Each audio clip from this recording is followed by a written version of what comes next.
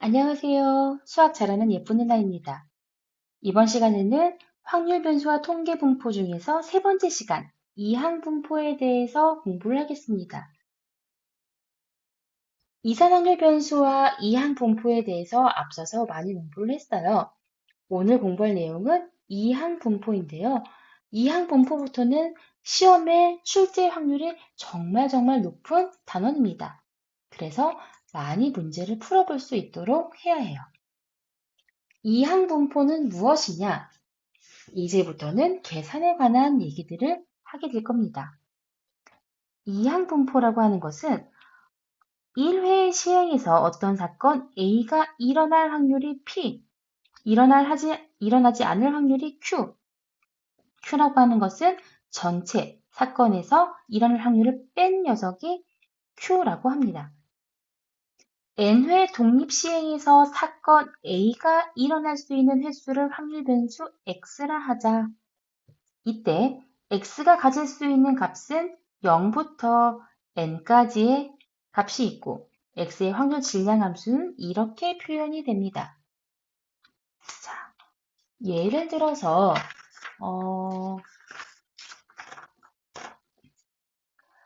자유투 성공률이 0.85인 어떤 농구 선수가 자유투를 50번 던졌어요. 자유투 성공률이 0.85라고 하는 것은 100번 중에서 85번을 성공을 시키는 어떤 농구 선수가, 이게 확률이겠죠? 자유투를 50번 던졌어요.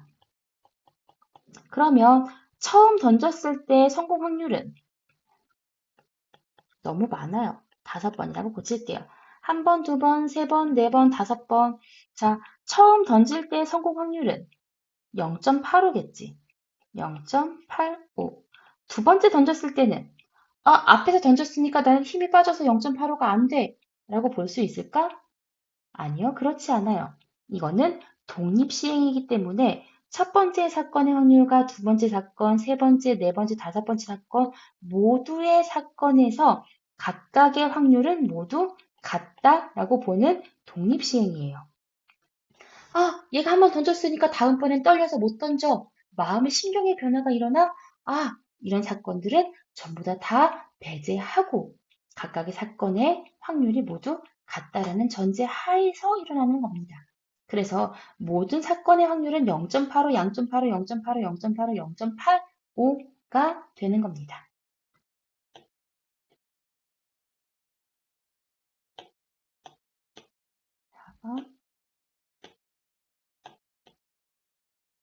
왜 안 지워질까요?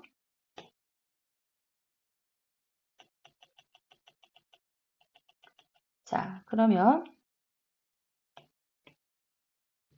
안 지워집니다. 계속해서 진행을 하겠습니다. 자, 확률 질량 함수는, 자, 그러면 이 다섯 번의 시행 횟수에서 언제 성공을 했을까? 자, 만약에 3번 성공을 했다고 한다면, 3번 성공을 했다면 이 3번의 성공을 어디서 했을까? 여기서 했을래? 여기서 했을까? 여기서 했을까? 여기서 했을까? 이것을 결정하는 녀석은 NCX가 됩니다.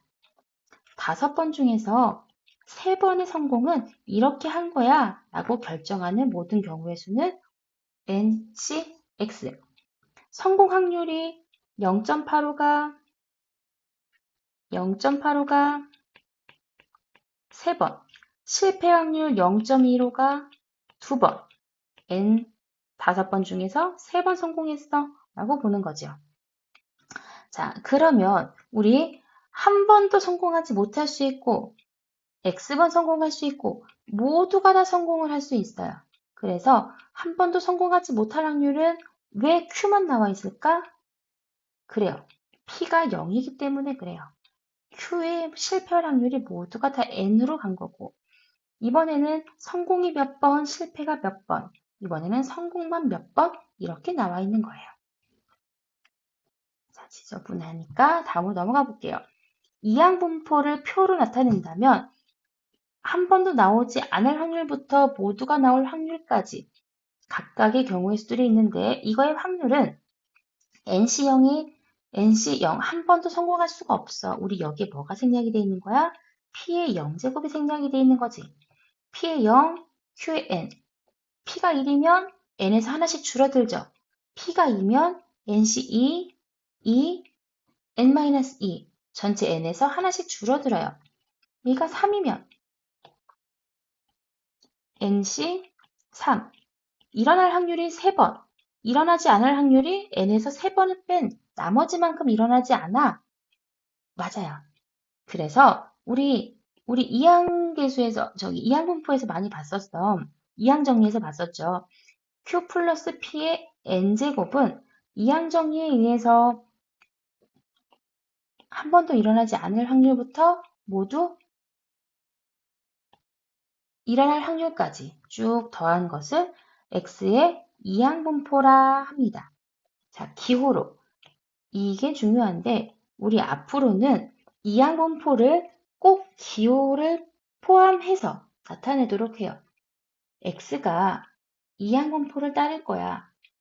N, P. 여기서 N이라고 하는 것은 시행 횟수를 나타내고요. P라고 하는 것은 확률을 나타냅니다. 몇 번 시행했니? 확률이 뭐니? 꼭 적어두도록 해요. 우리 맨 첫 시간에 이항분포와 정규분포에 대해서 잠깐 소개를 했었는데 앞으로는 X가 정규분포를 따를 거야. 여기에 M 시그마 제곱이라는 식이 또 있어요. 이항분포와 정규분포가 연결되는 관계식들이 있었기 때문에 우리는 이항분포를 정확히 이해하고 넘어갈 수 있도록 해야 합니다. 자, 이항분포라고 하는 것은 이항분포를 뜻하는 이니셜 B를 나타내고요. NP, N이라고 하는 것은 시행횟수, P라고 하는 것은 확률을 뜻한다고 했어요. 자, 예를 들어서 한 개의 주사위를 3번 던졌을 때 2의 눈이 나오는 횟수를 확률 변수 X를 하면 자, 2의 눈이 언제 나올 수 있어? 2의 눈이 한 번도 안 나올 수 있고 한 번, 2번, 모두 몇 번까지? 3번까지 나타날 수 있어요. 자, 한 번도 나타나지 않을 때는 한 번도 나타나지 않아요. 2의 눈은 나올 수 있는 확률은요, 6번 중에 한 번밖에 안 되지. 그래서 6분의 1의 확률로 한 번도 안 나타났어. 근데 6분의 5의 확률로 나머지 숫자들이 나타났어요. 한 번이 나왔을 때는 3번 중에서 한 번이 어디서 나왔을까? 6분의 1의 확률로 한 번 2가 나왔고 6분의 5의 확률로 2번은 다른 숫자가 나왔어요. 이번에는 3번 중에서 2번이 2가 나왔는데 6분의 1의 확률로 2가 2번 나왔고 6분의 5의 확률로 다른 숫자가 한 번이 나왔어요. 자, 마지막으로 3번 중에서 3번 모두 다 2가 나왔는데 6분의 1의 확률로 2가 나왔고요. 6분의 5의 확률로 아무것도 나오지 않았어. 자, 여기서 중요한 것은 이 숫자와 이 숫자의 합은 얼마? 3.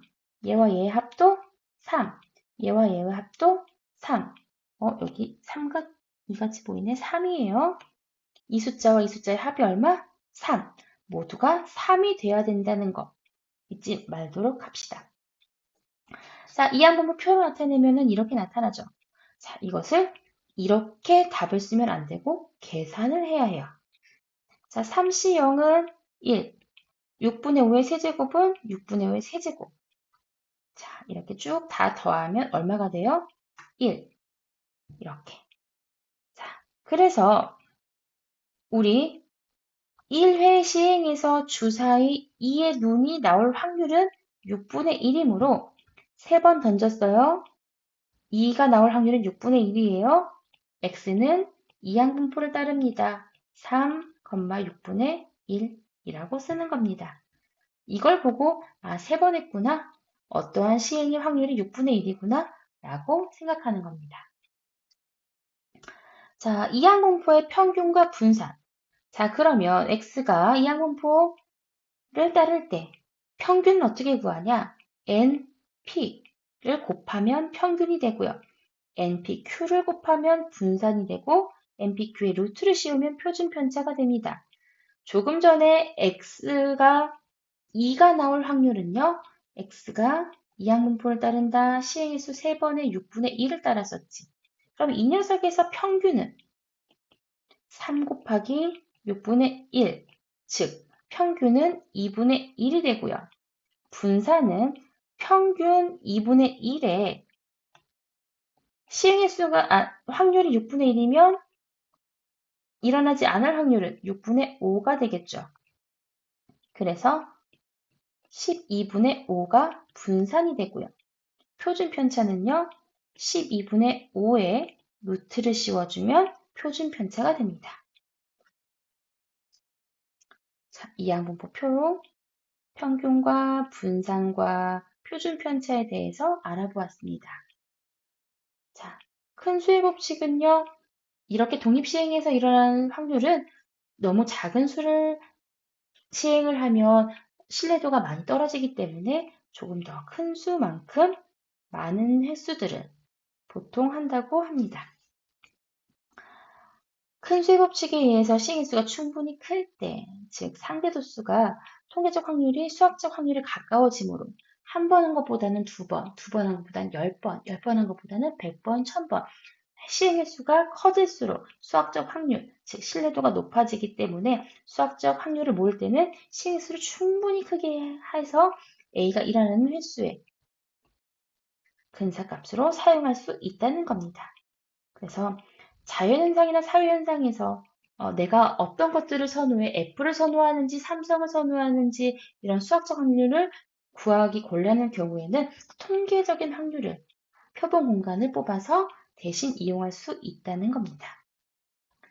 자, 오늘도 오글거림을 참고 공부했었던 모든 친구들 수고하셨습니다. 이제 필수예제를 통해서 익히기를 해보도록 합시다.